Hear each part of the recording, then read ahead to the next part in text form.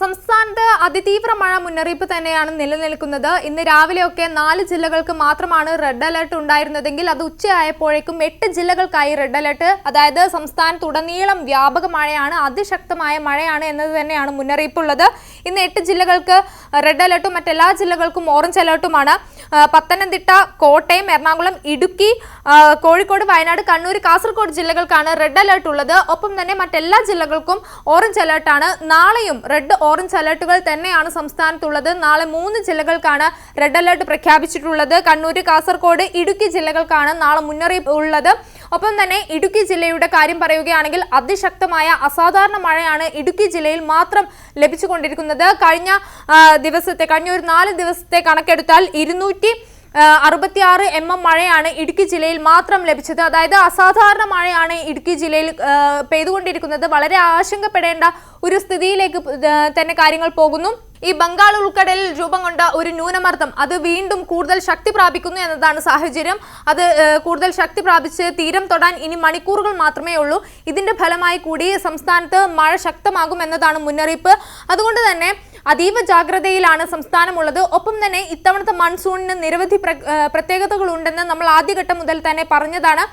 കാരണം ഇത്തവണ 16 വർഷത്തിന് ശേഷം കേരളത്തിൽ മൺസൂൺ ആദ്യമായി നേരത്തെ എത്തുന്നു. 8 ദിവസം നേരത്തെയാണ് ഇത്തവണ മൺസൂൺ എത്തിയത്. മാത്രവുമല്ല, സാധാരണഗതിയിൽ തെക്കൻ കേരളത്തിലാണ് ആദ്യം മൺസൂൺ എത്താറുള്ളത്.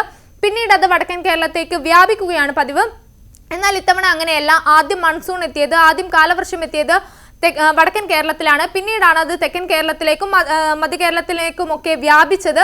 അതുകൊണ്ട് തന്നെ വടക്കൻ കേരളത്തിൽ അതിതീവ്ര മഴയുണ്ടാകുമെന്നതായിരുന്നു മുന്നറിയിപ്പ്. കഴിഞ്ഞ ദിവസങ്ങളിലൊക്കെ വടക്കൻ കേരളത്തിൽ മാത്രമാണ് റെഡ് അലേർട്ടുകൾ പ്രഖ്യാപിച്ചിരുന്നത്. പക്ഷേ അതിപ്പോൾ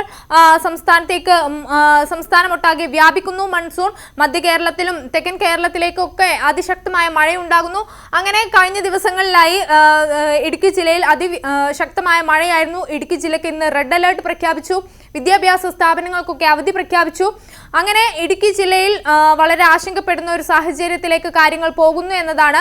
കാരണം അസാധാരണമായ മഴ, അതിനു പുറമെ ശക്തമായ കാറ്റ്, വ്യാപക നാശനഷ്ടം, ഇതാണ് ഇടുക്കി ജില്ലയുടെ മാത്രം ഒരു കാര്യം.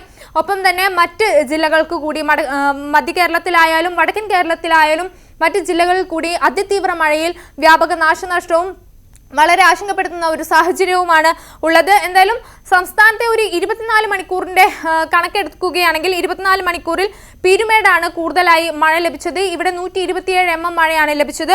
ഒപ്പം തന്നെ വടക്കൻ കേരളത്തിൽ വയനാട്ടിലാണ് ഏറ്റവും മഴ ലഭിച്ചത്. വയനാട്ടിൽ വൈത്തേരിയിൽ 116 mm മഴയാണ് ലഭിച്ചത്. നമുക്കറിയാം വയനാടിന്റെ ഒരു സ്ഥിതിയൊക്കെ, കാരണം വലിയൊരു ദുരന്തം നമ്മൾ കണ്ടതാണ് വയനാട്ടിൽ. അതിനുശേഷം വീണ്ടും മഴ ശക്തമാകുന്നു. പ്രത്യേകിച്ച് വയനാട് വൈത്തേരി ഭാഗത്തൊക്കെ കൂടുതലായി മഴ ലഭിക്കുന്നു എന്നതാണ് റിപ്പോർട്ടുകൾ. ഒപ്പം വടകരയിൽ കൂടുതലായി മഴ ലഭിക്കുന്നുണ്ട്. കഴിഞ്ഞ 24 മണിക്കൂറായി 113 mm മഴയാണ് വടകരയിൽ കഴിഞ്ഞ 24 മണിക്കൂർ ലഭിച്ചത്.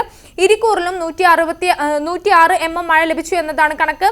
ഇങ്ങനെ സംസ്ഥാനത്ത് ഒരു 24 മണിക്കൂറിന്റെ കണക്കെടുത്താൽ അതിൽ വടക്കൻ കേരളം തന്നെയാണ് മുന്നിൽ നിൽക്കുന്നതെങ്കിൽ പോലും പക്ഷേ ഇടുക്കി ജില്ലയിൽ ആശങ്കപ്പെടേണ്ട സാഹചര്യമുണ്ട്. ഡാമുകളുടെ ഷട്ടറുകൾ തുറക്കുന്ന സാഹചര്യമുണ്ട്. നദികളിലെ ജലനിരപ്പ് ക്രമാതീതമായി ഉയരുന്ന ഒരു സാഹചര്യമുണ്ട്. ഒപ്പം തന്നെ ഉള്ളവർ ജാഗ്രത പാലിക്കണമെന്ന നിർദ്ദേശമുണ്ട്. ഈ പത്തനംതിട്ട ജില്ലയിൽ ഉൾപ്പെടെ നദീതീരങ്ങളിലുള്ളവർക്ക് അലേർട്ടുകൾ പ്രഖ്യാപിച്ചിട്ടുണ്ട്. പത്തനംതിട്ട ജില്ലയിലെ മണിമല നദിയിൽ ഓറഞ്ച് അലേർട്ടാണ് ഇന്ന്. ഒപ്പം തന്നെ കോട്ടയം ജില്ലയിലെ മീനച്ചാൽ, കോഴിക്കോട് ജില്ലയിലെ കോരപ്പുഴ, പത്തനംതിട്ടയിലെ അച്ചൻകോവിൽ, വയനാട് ജില്ലയിലെ കബനി നദികൾക്കൊക്കെ യെല്ലോ അലേർട്ട് പ്രഖ്യാപിച്ചിട്ടുണ്ട്. അതായത് നദികളിൽ ക്രമാതീതമായി ജലനിരപ്പ് ഉയരുന്നു, മഴവെള്ളം കൂടുതലായി ലഭിക്കുന്നു എന്നതാണ് കണക്കുകൾ. പിന്നെ നമ്മൾ നേരത്തെ സൂചിപ്പിച്ചതുപോലെ ഇത്തവണത്തെ മൺസൂൺ മഴ മാത്രമല്ല, അതായത് കാലവർഷ മഴ മാത്രമല്ല, മറിച്ച് ഒപ്പം ഈ ന്യൂനമർദ്ദം കൊണ്ട് രൂപപ്പെടുന്ന മഴയുണ്ട്. മൺസൂണിന്റെ ആദ്യ ദിവസത്തിൽ തന്നെ ഈ അറബിക്കടലിൽ ഒരു ന്യൂനമർദ്ദം രൂപം കൊണ്ടിരുന്നു. പിന്നീട് അത് കൊങ്കൺ തീരത്തേക്ക് വഴിമാറി തീരം തൊട്ടു.